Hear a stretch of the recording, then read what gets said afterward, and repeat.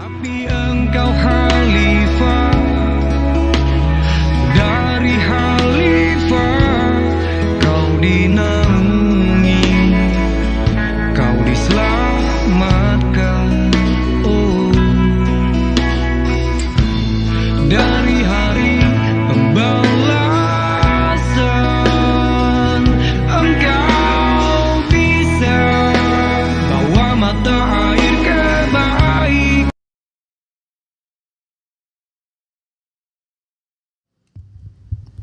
Assalamualaikum warahmatullahi wabarakatuh.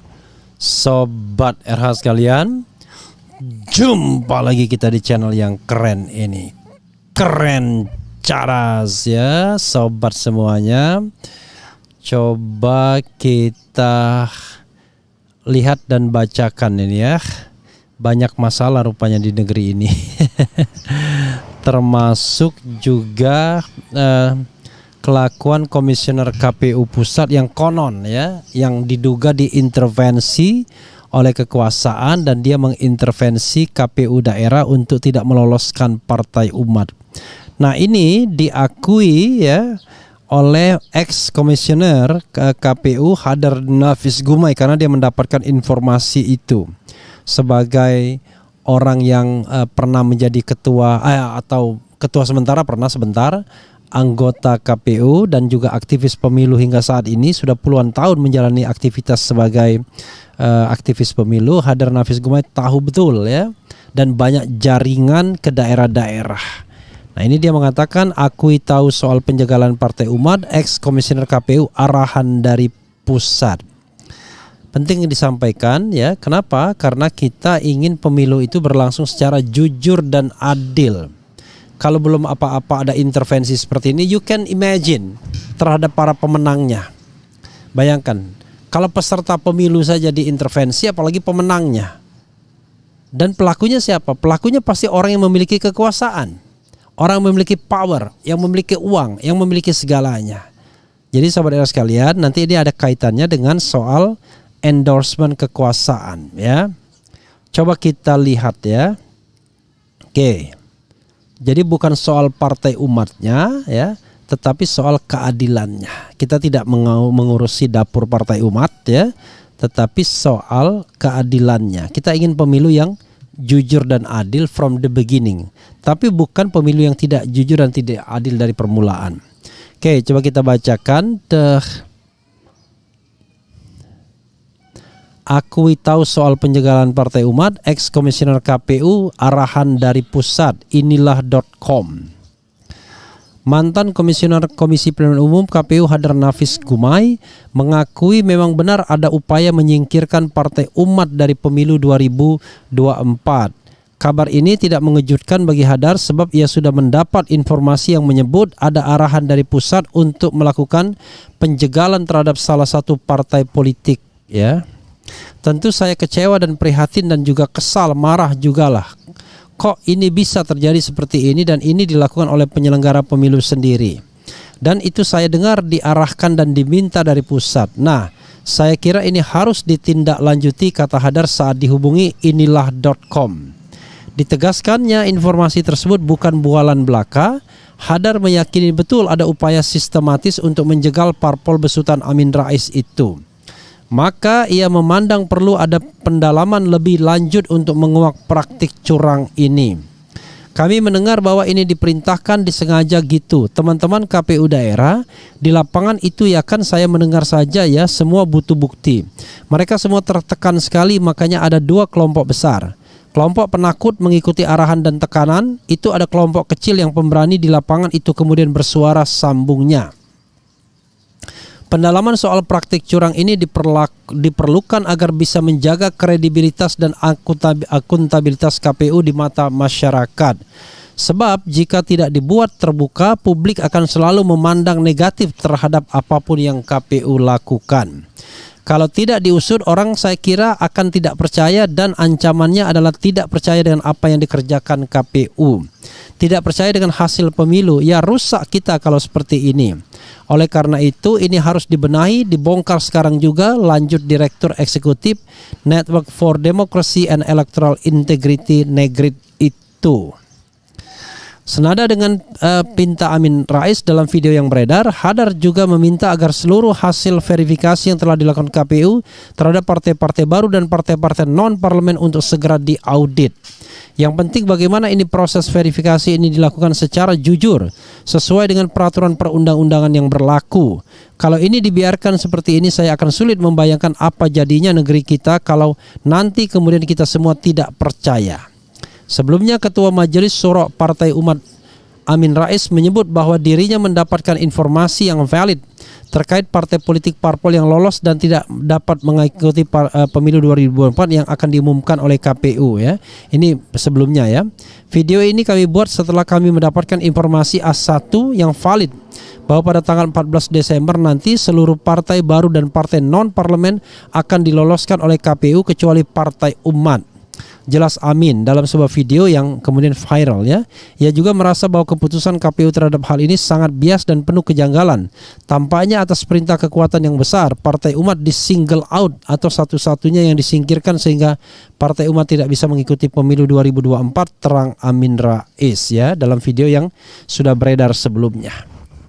Jadi sobat era sekalian, lagi-lagi ya kita melihat betapa ya kemudian kita kemudian bertindak tidak jujur dan tidak adil. Jadi sekali lagi soalnya bukan Partai Umat ya. I'm not the member of Partai Umat, Hadar juga tidak.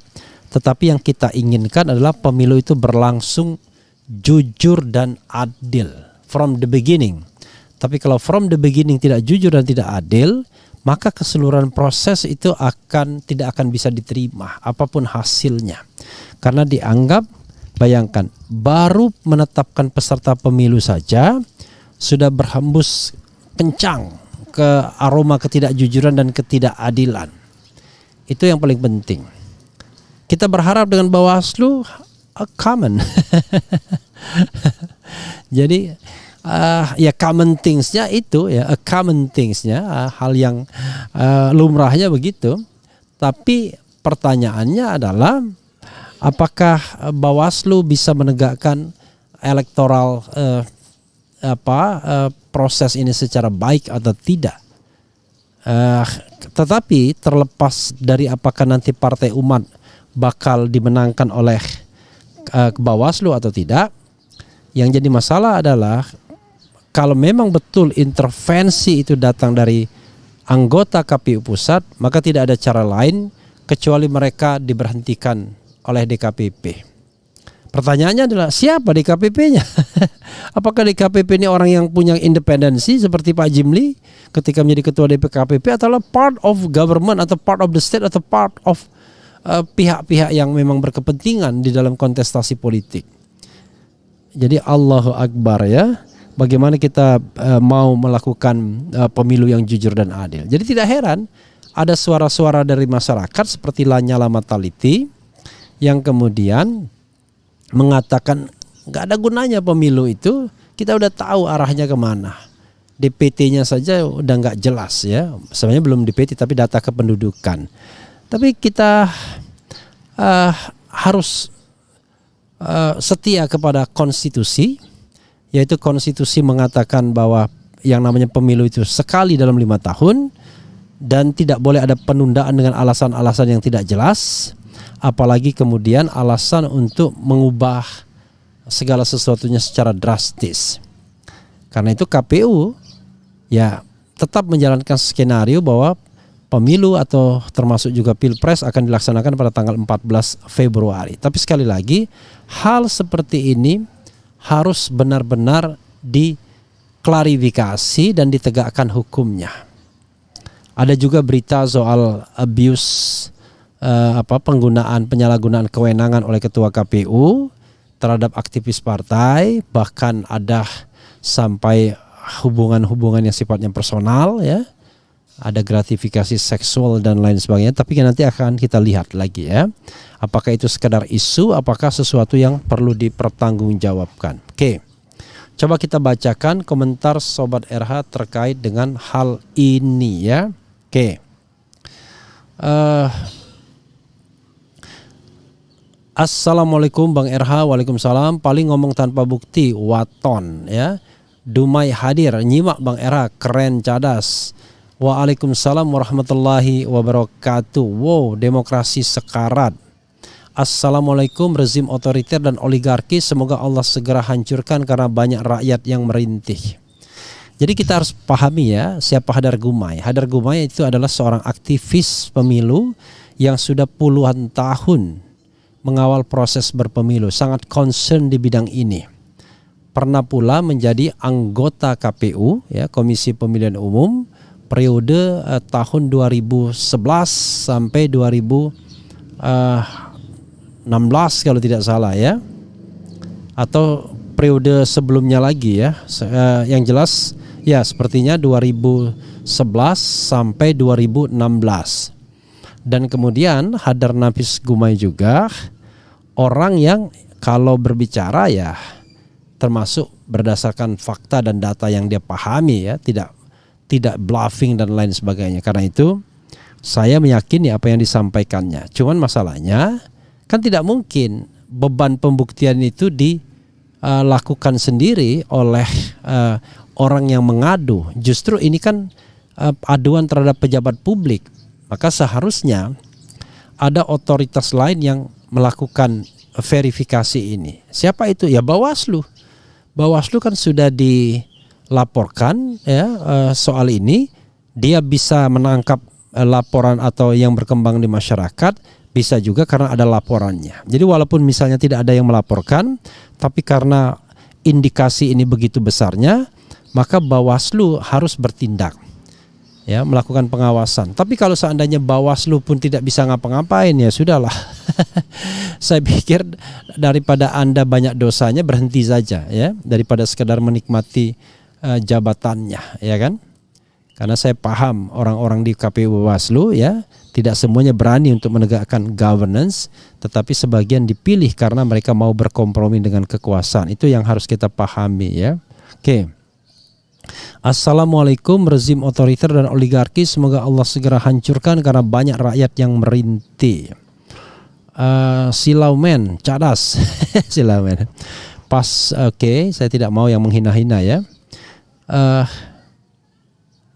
Lagi-lagi yang ngomong para mantan udah nggak ngaruh. Ini orang ya, nggak masuk akal. Ya nggak mungkin juga yang ngomong orang KPU sendiri. Allahu Akbar. Masa orang KPU ngomong saya sudah suruh mereka, saya mengintervensi KPU daerah. Lah, ya pastilah yang ngomong orang di luar itu ya. Apakah dia mantan, apakah dia pengamat dan lain sebagainya. Anda selalu punya alasan kan. Kan dia kan cuma pengamat. Lah ini yang ngomong adalah seorang aktivis pemilu yang sudah terbukti ya puluhan tahun berkecimpung di dunia ini dan pernah menjadi anggota KPU pula. Jadi mereka tahu, punya jaringan, tahu seluk-beluk dan lain sebagainya dan lain sebagainya. Dan pengen sekali melihat pemilu kita ini jujur dan adil ya. Kekuasaannya diintervensi oleh oligarki dan kenapa pendanaan Ganjar jor-joran uang dari mana? Oh ini beda lagi ya. Katanya demokrasi tapi kenyataannya enggak demokrasi. Klaten hadir Bang Refli ya.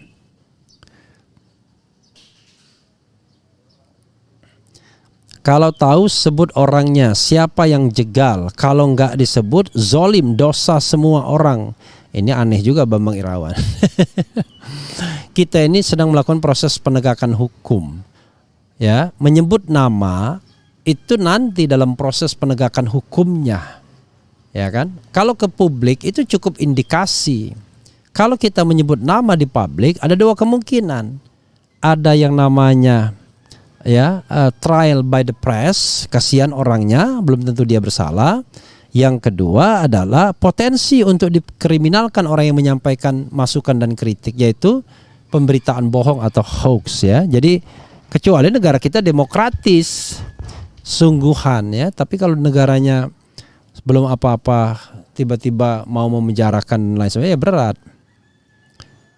Belum apa-apa sudah menjegal pemilu. Lucunya soal pelanggaran kampanye katanya harus ditindak tegas. Ganti KPU dan Bawaslu jika pemilu ingin damai, jurdil dan rakyat bergembira. Kenali semua petugas KPU hingga kepada pribadi, keluarga serta alamatnya. Jika seluruh warga pasti mampu hadapi head to head, face to face. Apa maksudnya ini? Kemudian cara satu-satunya supaya pemilu jurdil adalah menurunkan Jokowi paksa dengan pemberontakan rakyat. Nggak ada harapan lagi sama Jokowi. Deal dengan Jokowi supaya dia tidak dikriminalkan setelah 2024, saya rasa itu tak masuk akal. Hati-hati juga ya kalau ngomong begini ya.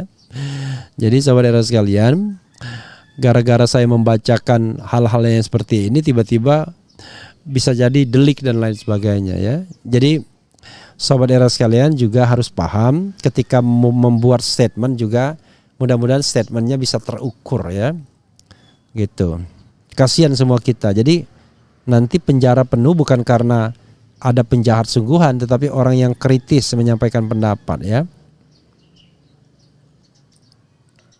Rakyat pesimis pemilu jujur ya. Kenapa partai umat dijegal? Emang yang pilih umat mana bang? Oke. Jadi sobat era sekalian, itu soalnya adalah panggung, ya kan? Panggung politik. Partai umat mungkin tidak besar panggungnya, tapi Amin Rais itu adalah tokoh yang kalau dia diloloskan dalam pemilu, dia punya panggung untuk bersuara dan berbicara. Itu yang jadi masalah. Jadi panggung itu, ya kan? Jadi kalau panggungnya, belum lagi kalau misalnya terkait dengan kepentingan partai satunya. Kalau partai ini diloloskan, partai satunya bisa tergerus, bahkan potensial tidak lolos parliamentary threshold. Makanya kemudian partai yang saingan oposisi diloloskan. Konon ya, PKN diloloskan untuk menggerogoti Demokrat. Gelora diloloskan untuk menggerogoti PKS. Jadi sahabat R sekalian, sekali lagi memang kadang-kadang kekuasaan atau demokrasi kita ini ya masih jorok.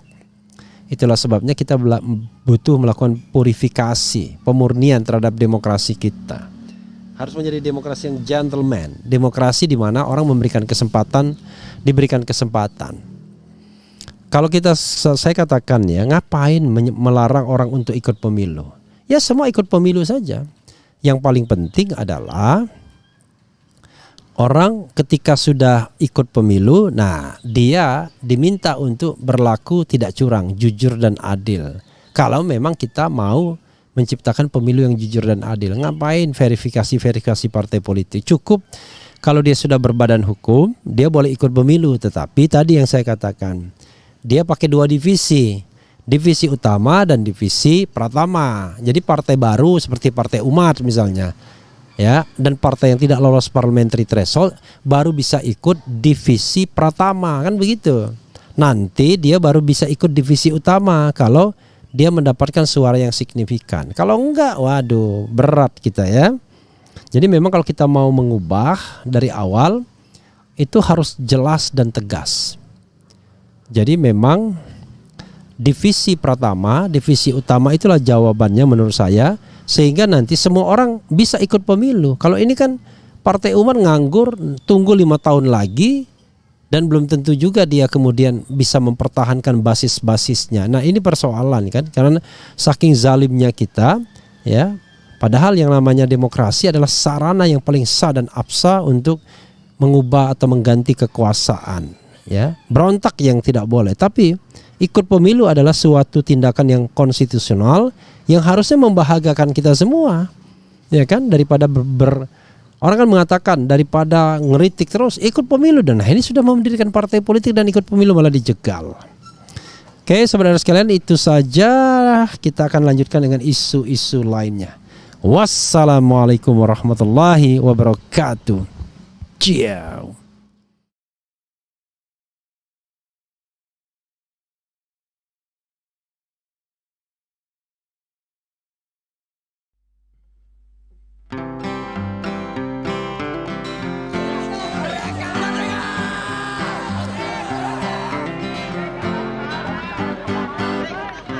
Kaulah itu langit Jakarta membara,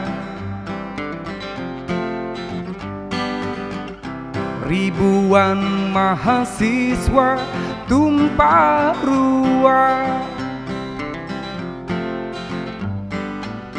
melakukan aksi hingga malam dan pagi,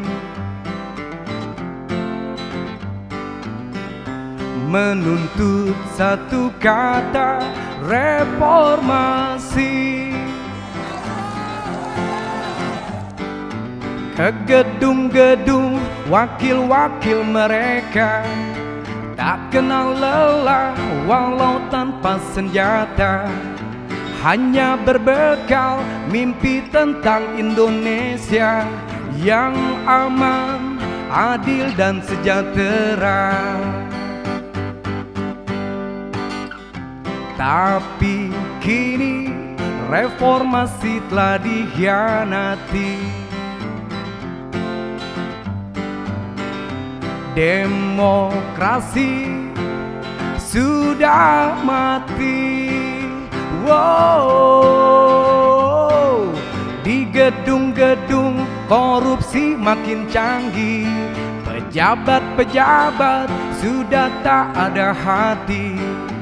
Kini tiada mimpi tentang Indonesia yang aman, adil dan sejahtera. Oligarki sudah bangkit lagi, para pencoleng mulai unjuk diri. Istana jadi pusat transaksi, penguasa sudah lupa diri.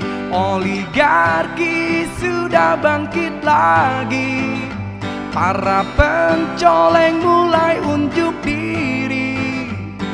Istana jadi pusat transaksi, penguasa sudah lupa diri. Reformasi dikhianati, reformasi dikhianati, dikhianati.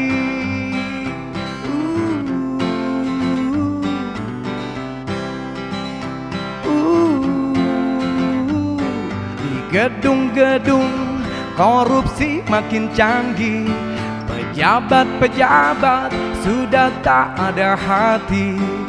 Kini tiada mimpi tentang Indonesia yang aman, adil dan sejahtera. Oligarki sudah bangkit lagi, para pencoleng mulai unjuk diri. Istana jadi pusat transaksi, penguasa sudah lupa diri. Oligarki sudah bangkit lagi, para pencoleng mulai unjuk diri. Istana jadi pusat transaksi, penguasa sudah lupa diri. Reformasi dikhianati, reformasi dikhianati, dikhianati. Reformasi dikhianati, dikhianati.